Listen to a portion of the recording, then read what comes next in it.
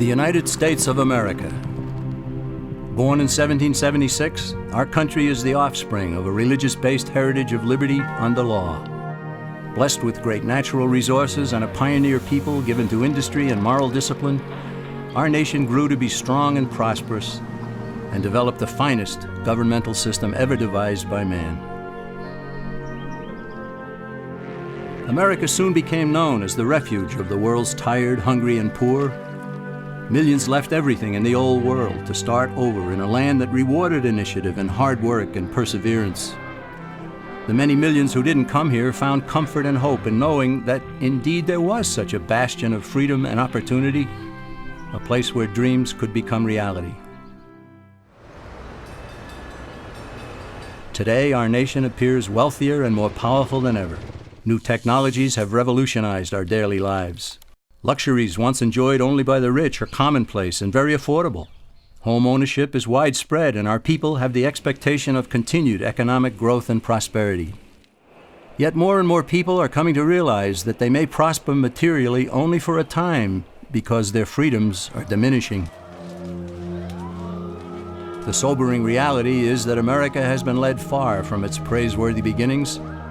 Our people and businesses groan under a heavy burden of economic, political, and social problems, which are the result of a widespread departure from the fundamental truths that made our nation great. If the United States of America is to endure, citizens far and wide must once again come to understand, embrace, and live by timeless concepts called Americanism.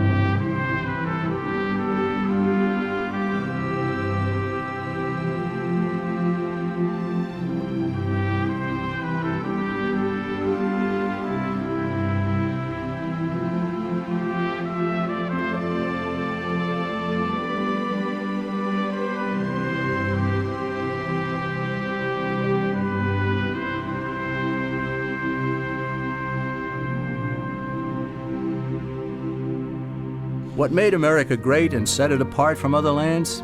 Was it natural resources? No, other lands are equally blessed. Was it the people? No, the people who built America came from elsewhere. Was it government planning and wisdom that spurred our nation to such heights? No again. It wasn't what government did that made America great. It was what government was prevented from doing that made the difference. What set America apart from other lands was freedom for the individual. Freedom to work, to produce, to succeed, and especially to keep the fruits of one's labors. America became great precisely because the stifling effect of too much government had been prevented. However, freedom in America was not totally unrestrained. Americans overwhelmingly chose to limit their actions with moral codes such as the Ten Commandments, personal morality, and limited government. It's a combination that characterized America and made it the envy of the world.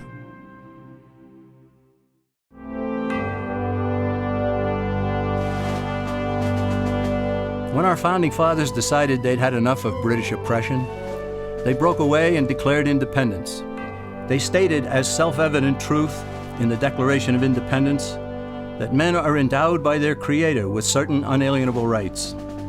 In other words, God gave man his rights, and that among them are life, liberty, and the pursuit of happiness. And in the very next sentence, the founders defined the proper role of government when they stated that to secure these rights, governments are instituted. This is the entire philosophical base of our nation. Here, the government cannot legitimately redistribute the wealth, assume power over the people's lives, and dominate man's existence with oppressive taxation, regulations, and controls. According to the founders, government was to be a negative force, which leaves people alone. Its sole function is to protect citizens from one another and from foreign governments, and especially from their own government itself. The founders did not create a government to be a positive force, to do things for people, to take from some, to give to others. They understood that when a government starts doing something for one citizen, it has to take from another to do so.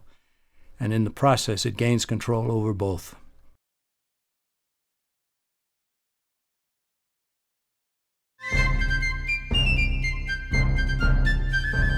Britain's rulers didn't accept the Declaration of Independence, so our forefathers had to fight a war to make it stick. By 1783, the war for independence had been won, and British forces were sent back across the sea. But the governmental system at that time was weak. It had no power to settle disputes between the states, nor the power to tax for proper needs, such as national defense. So in 1787, delegates from 12 of the 13 states met in Philadelphia to revise the system, and they produced an entirely new governmental structure known as the Constitution of the United States. Keeping faith with the thunderous assertions in the Declaration, the Constitution was written to govern the government, not the people, and not the states, each of which was a jealous guardian of its own sovereignty. The founders created a central government with strictly limited powers. This left the states free to compete with one another to be the best state, the one with the least amount of taxation and controls, one where citizens would want to build a business and raise a family. That spirit of competition produced excellence, as honest competition always does. It's important to note that the Constitution wasn't forced on the people. It was sent back to the states for ratification, and several of the Founding Fathers wrote essays explaining it in an effort to persuade fellow Americans to adopt this new system of government. Some of the essays written by James Madison, Alexander Hamilton, and John Jay were collected into a volume known as the Federalist Papers. Those essays provide valuable insights into the intent of the founders in establishing our government. Eventually, all 13 states ratified the Constitution, and then each ratified the first 10 amendments known as the Bill of Rights, further tying the hands of the federal government. These amendments are indeed about rights, but it would have been better had the Bill of Rights been labeled the Bill of Limitations on Government. Why? Because it's vital to realize that the Bill of Rights never gave citizens any rights whatsoever. Its sole purpose was to safeguard God-given rights by limiting government power. The founders even insisted that Congress shall make no law about speech, religion, the press, assembly, the right to petition, the right to keep and bear arms, and so on. These amendments are directed squarely at the federal government, not the individual and not the states. They are like most of the 10 Commandments, which are essentially thou shalt nots. The Bill of Rights says Congress shall not, all the way up to the marvelous 10th Amendment, which says in effect, if we forgot anything, you can't do that either.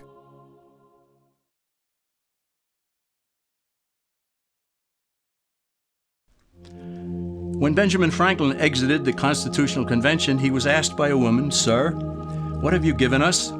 His immediate response was, "A republic, ma'am, if you can keep it." Yet most Americans today have been persuaded that our nation's governmental system is a democracy and not a republic. The difference between these two is essential in understanding Americanism and the American system. Before we discuss political systems, however, it's helpful to address the confusion that has been spread about the political spectrum. Many have been led to believe that the political spectrum places groups such as communists on the far left, fascists or dictators on the far right, and political moderates or centrists in the middle. However, a more accurate political spectrum will show government having zero power on the far right to having 100% power on the far left. At the extreme right, there is no government.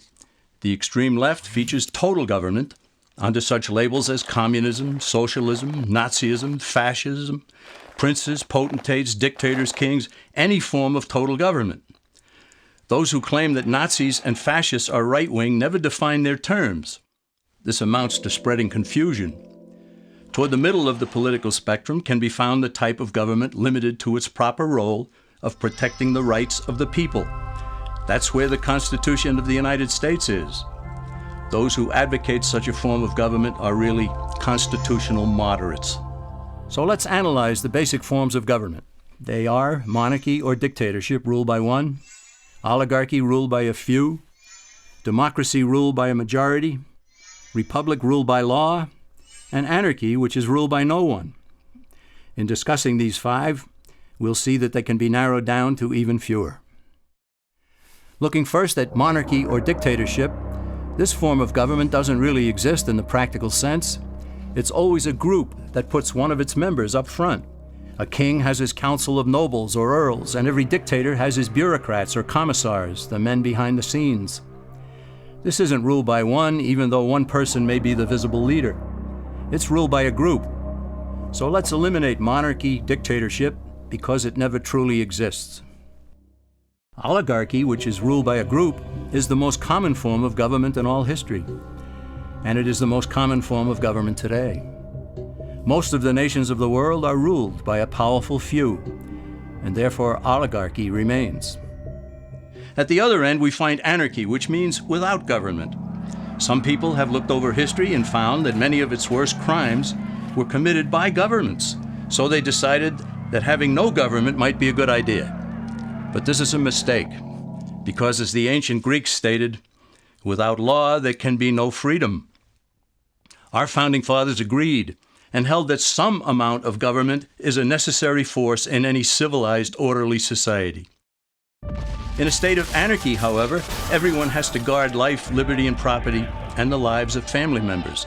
Everyone must be armed, and movement is severely restricted because one's property has to be protected at all times. Civilized people have always hired someone to do the guarding, a sheriff, a police force, or some branch of government. Once law enforcement was in place, the people were freer. They could leave their property, work in the fields, and so on. In short, the proper amount of government makes everyone freer. There are some who advocate anarchy, however, not because they want no government, but because they don't like what they have. They use anarchy as a tool for revolutionary change. The condition of anarchy is very much like a vacuum where something rushes in to fill it. These calculating anarchists work to break down the existing government with rioting, killing, looting, and terrorism. Tragically, the people living in such chaos often go to those best able to put an end to it and beg them to take over and restore order. And who is best able to put an end to the chaos? The very people who started it. The anarchists who created the problem then create a government run by them, an oligarchy, where they have total power. This is exactly what happened in Russia that led to Lenin taking total power, and in Germany where Hitler's brown shirts created the chaos that brought him to power. But anarchy isn't a stable form of government. It's a quick transition from something that exists to something desired by the power-hungry.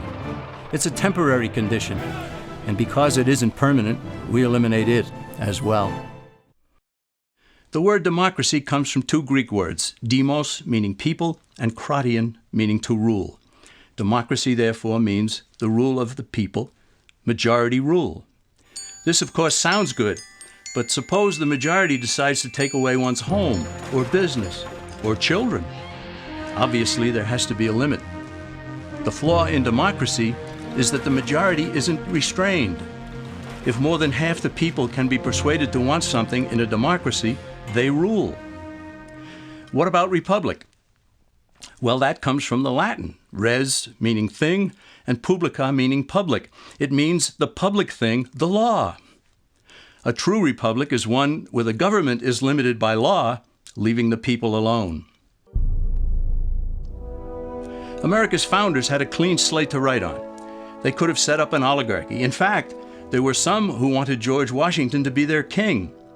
But the founding fathers knew history, and they chose to give us the rule of law in a republic, not the rule of a majority in a democracy. Why? Let's demonstrate the difference in the setting of the Old West. Consider a lynch mob in a democracy.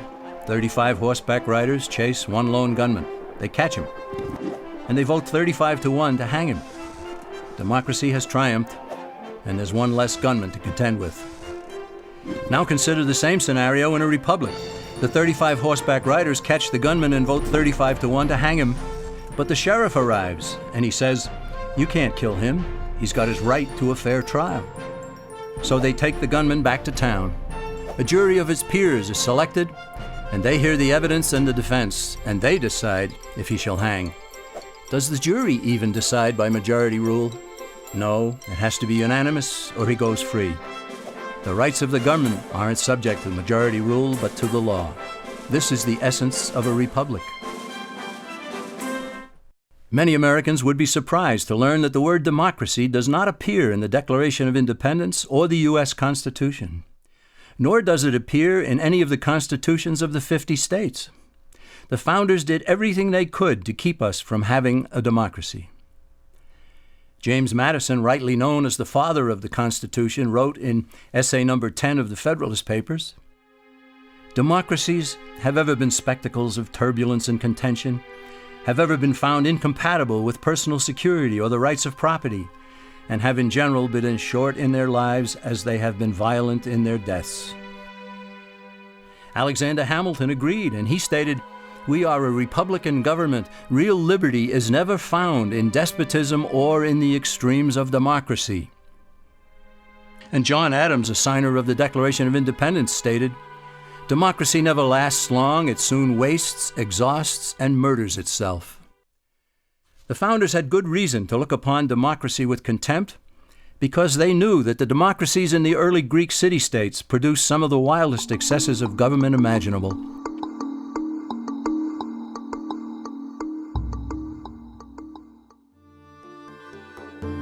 During that period in Greece, there was a man named Solon who urged creation of a fixed body of law not subject to majority whims. But where the Greeks never adopted Solon's wise counsel, the Romans did. Based on what they knew of Solon's laws, they created the 12 tables of the Roman law and, in effect, built a republic that limited government power and left the people alone. Since government was limited, the people were free to produce, with the understanding that they could keep the fruits of their labor. In time, Rome became wealthy and the envy of the world. In the midst of plenty, however, the Roman people forgot what freedom entailed. They forgot that the essence of freedom is the proper limitation of government. When government power grows, people freedom recedes. Once the Romans dropped their guard, power-seeking politicians began to exceed the powers granted them in the Roman Constitution. Some learned that they could elect politicians who would use government power to take property from some and give it to others. Agriculture subsidies were introduced, followed by housing and welfare programs. Inevitably, taxes rose and controls over the private sector were imposed. Soon, a number of Rome's producers could no longer make ends meet, and they went on the dole. Productivity declined, shortages developed, and mobs began roaming the streets, demanding bread and circuses from the government. Many were induced to trade freedom for security. Eventually, the whole system came crashing down. They went from a republic to a democracy and ended up with an oligarchy under a progression of the Caesars.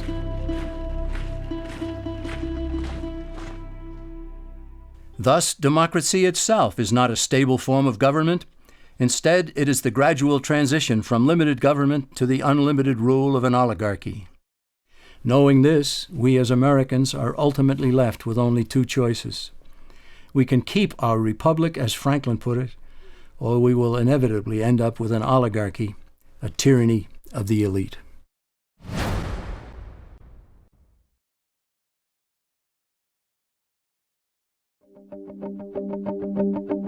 Just as there is widespread confusion regarding political systems, there is similar confusion in the economic arena. All during the 20th century, Americans were led to believe that there was a great struggle going on between capitalism and the communist world.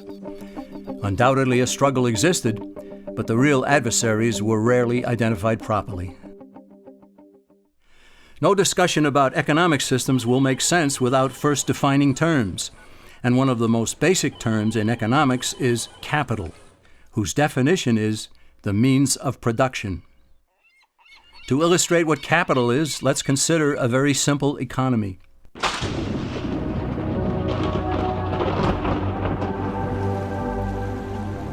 On the sands of a small island, a castaway has just washed ashore.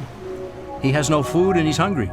He searches the island, he finds no berries, coconuts, or anything edible. He goes back into the water and tries to catch fish with his bare hands, but he fails. So he goes back up on shore and he finds a bush. He breaks off a branch, he gnaws at one end to make a sharp tip. Back into the water he goes, and with his spear, he catches fish. His spear is capital. It's the means of production for catching fish.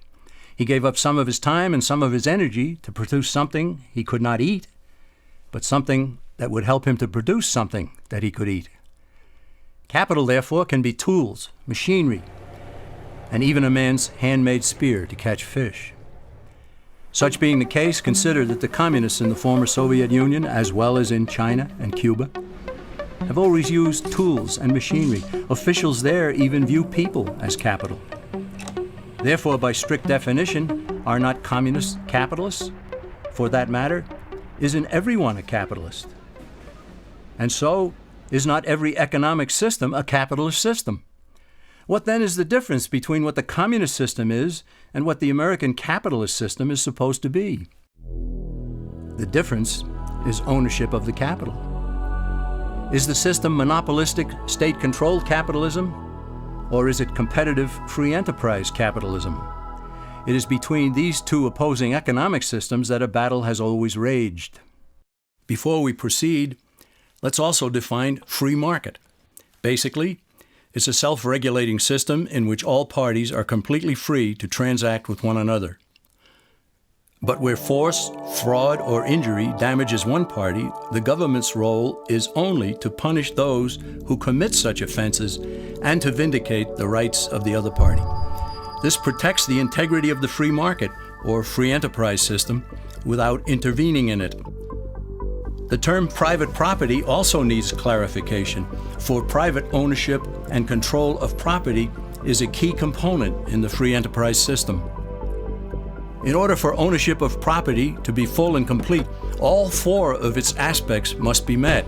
These are title, control, use, and the ability to dispose of what a person owns. In a free market economy, these aspects are unrestrained, so long as the owner does not infringe on the legitimate rights and claims of others. True ownership of property and freedom go hand in hand. They always have. Now let's compare the two systems of capitalism. In the competitive free enterprise system, capital or property is both owned privately and controlled privately. In the monopolistic system, holding title to capital can be accomplished privately or by the state. But more importantly, capital is controlled by the state or by the elite few who control the state. The Communist Manifesto, which contains the basic program for all communists and all socialists, explicitly preaches the destruction and abolition of private property. Karl Marx understood the powers of controlling capital, and so have all communists and socialists who have ever looked and still look to Marx as their leader. State-controlled capitalism results in high prices and low quality. After all, why would a monopoly strive to improve if it has no competition? On the other hand, honest, thrifty, and hardworking producers throughout the world prefer competitive free enterprise system for all. Here, low prices and high quality prevail because a variety of producers will seek to attract the widest amount of customers. Competition results in excellence and always has. Just as the political spectrum shows the range of government power, we can also plot the various economic systems along another spectrum. These forms of government control in the market stand in sharp contrast with a completely free market. In the last century or so, there have been basically four forms of state-controlled economies, all on the far left of the economic spectrum: fascism, Nazism, socialism, and communism. In each, the government controls the capital. The difference among these is how much is owned or controlled outright by the government. In a fascist system, the government doesn't own businesses on paper, but it does control them. In Mussolini's Italy, even though he didn't hold title to businesses, he told the owners what to produce, how much to produce, when to produce, where to buy raw materials, who to hire, who to fire, and what price to charge. The rest, he said, was up to them. The fascist system is more efficient than other state-controlled systems insofar as those living under it think they still own their businesses. Shopkeepers concern themselves with maintenance on the machinery, employee relations, painting the building, and so forth. But the government controls owners through an array of taxation and regulations. Under Nazism, which means National Socialism, its proponents went one step further and acquired ownership of some corporations such as Volkswagen. However, Hitler didn't seize ownership of other industrial giants. He simply controlled them, just as Mussolini had controlled businesses in Italy. Socialism is where government officials acquire possession of major industries such as transportation, communications, and utilities in order to leverage control over the entire economy. Through ownership of these vital segments of industry and by creating government regulatory agencies, socialists gain control over virtually everything else. Finally, there is communism, the granddaddy of all in the economic sense. In a way, communism is more honest than fascism because all of the capital is owned and controlled by the state. There are no pretenses about it. Now let's combine political and economic systems because ultimately one never exists without the other.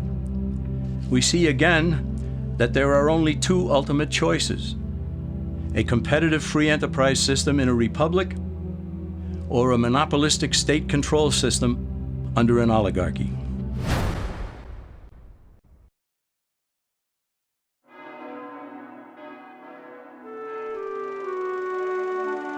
A moral people have always been a vital element of America's strength. The Founding Fathers well understood the biblical teaching that righteousness exalteth a nation. They also knew that expecting a free market economy and limited government under a republic to endure without morality was expecting the impossible. James Madison cautioned that limited government alone was inadequate for our nation. And John Adams observed, "Our Constitution was made only for a moral and religious people. It is wholly inadequate to the government of any other." George Washington stated, "Reason and experience both forbid us to expect that national morality can prevail in exclusion of religious principle." Yet there are people today who think that liberty is license and that morality is unimportant or irrelevant to politics and economics. But as Benjamin Franklin added, only a virtuous people are capable of freedom. As nations become corrupt and vicious, they have more need of masters.